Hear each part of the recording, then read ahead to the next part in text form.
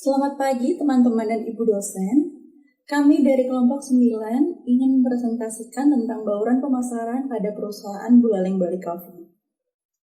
Sebelum kami mempresentasikan, ada baiknya kami memperkenalkan diri kami masing-masing. Saya Anastasia Alberta Zerlindanenga, NPM 1732121 390. Perkenalkan, nama saya Nikade Nova Puspita Dewi, NPM 1732121 350. Perkenalkan, saya Niluh Purnami Dewi, NPM 1732121 481. Perkenalkan, nama saya Dewi Gita Sukawati, NPM 173212123. Perkenalkan, nama saya Nimade Fani Fibrianti, NPM 18321121789. Baik, saya akan memulai presentasi ini. Di dalam presentasi yang kami sampaikan ini ada beberapa pokok bahasan. Yang pertama, ada tentang latar belakang dari perusahaan Buleleng Bali Coffee. Yang kedua, ada konsep strategi pemasaran. Yang ketiga, ada metode penelitian. Yang keempat, ada sejarah perusahaan. Yang kelima, ada konsep perancangan pada perusahaan Buleleng Bali Coffee. Yang keenam, ada strategi promosi perusahaan Buleleng Bali Coffee. Dan yang terakhir ada kesimpulan. Kemudian di akhir presentasi ini, kami akan memulai sesi tanya-jawab. Baik, saya akan mempresentasikan yang pertama, yaitu tentang latar belakang. Seperti yang kita tahu, pariwisata Indonesia memiliki peningkatan yang signifikan, khususnya di Pulau Bali, baik dari kunjungan wisatawan mancanegara maupun wisatawan lokal. Bagi Bali yang memiliki beragam keunikan, budaya, dan panorama alamnya, pariwisata dinilai memiliki nilai yang sangat penting sebagai motor penggerak pembangunan daerah. Kopi sebagai komoditas komersial, kopi juga banyak diusahakan di Bali, salah satunya di Kabupaten Buleleng, yang berperan penting dalam membangun perekonomian di daerah pedesaan. Meningkatnya produksi kopi pada tahun 2015, baik jenis Robusta maupun Arabica, itu dipengaruhi oleh iklim atau cuaca pada tahun 2015 yang sangat mendukung bagi proses pembuahan tanaman kopi. Baik, untuk presentasi selanjutnya akan dilanjutkan oleh rekan saya. Di sini saya akan membahas tentang konsep strategi pemasaran. Dalam peranan strateginya, pemasaran mencakup setiap usaha untuk mencapai kesesuaian antara perusahaan dengan lingkungannya dalam rangka mencari pemecahan atas masalah penentuan dua pertimbangan pokok. Pada dasarnya, strategi pemasaran memberikan arah dalam kaitannya dengan variabel-variabel seperti yang pertama ada segmentasi pasar, yang kedua ada positioning, yang ketiga ada identifikasi pasar, yang keempat ada pasar sasaran, yang kelima ada biaya bauran pemasaran, yang keenam ada elemen bauran pemasaran. Strategi pemasaran merupakan bagian integral dari strategi bisnis yang memberikan arah pada semua fungsi manajemen suatu organisasi. Selanjutnya ada metode penelitian. Metode penelitian terdiri dari data primer dan juga data sekunder. Data primer merupakan data yang diperoleh dari sumber asli atau yang pertama. Data ini tidak tersedia dalam bentuk terkompilasi ataupun dalam bentuk file.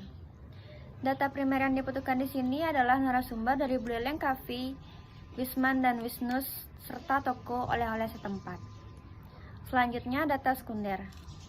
Data sekunder merupakan data yang secara tidak langsung berhubungan dengan responden yang diselidiki dan merupakan pendukung bagi penelitian yang dilakukan. Data sekunder yang digunakan dalam perencanaan ini diperoleh melalui data Badan Pusat Statistik atau BPS. Studi literatur dengan menganalisa artikel-artikel, dokumentasi, teori, serta berita yang dimuat di internet, buku, dan surat kabar. Sekian presentasi dari saya, selanjutnya akan dilanjutkan oleh teman saya. Saya akan melanjutkan presentasi tentang sejarah perusahaan. Buleleng Bali Coffee adalah sebuah usaha mikro kecil dan menengah atau UMKM yang menjual kopi Bali berjenis Robusta dan Arabica. Salah satu keunggulan yang dimiliki oleh Buleleng Bali Coffee adalah proses produksinya yang menerapkan kualitas organik yang terbebas dari pestisida dan bahan-bahan pengawet lainnya. Tidak hanya itu, Buleleng Bali Coffee menjalin kerjasama yang didasarkan dari charity dengan para petani kopi sehingga kopi yang dipasarkan merupakan penjualan fair trade. Konsep fair trade coffee sendiri lahir dari keprihatinan bahwa para petani kopi tidak mendapatkan kesejahteraan yang layak dan setara dengan harga kopi yang dijual di gerai kopi.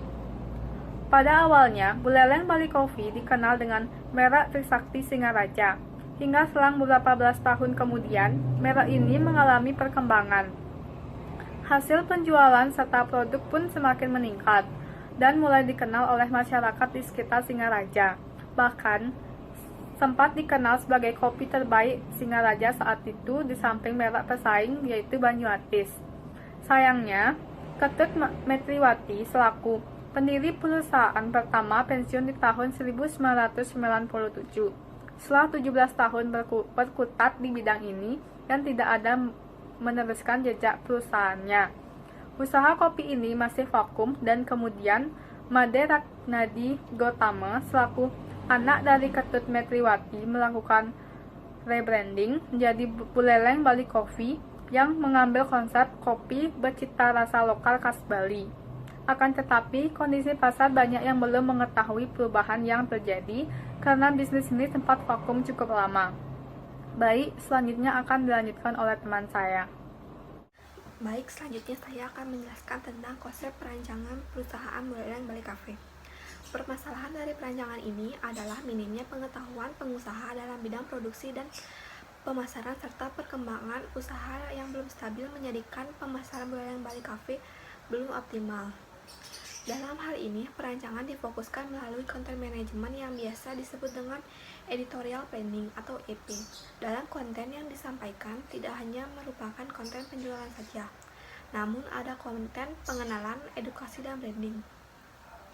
Beberapa kategori yang diangkat dalam konten Instagram Buleleng Bali Cafe adalah yang pertama ada visual cafe, yang kedua ada lifestyle, yang ketiga ada produk, yang keempat ada copy base, yang kelima ada story.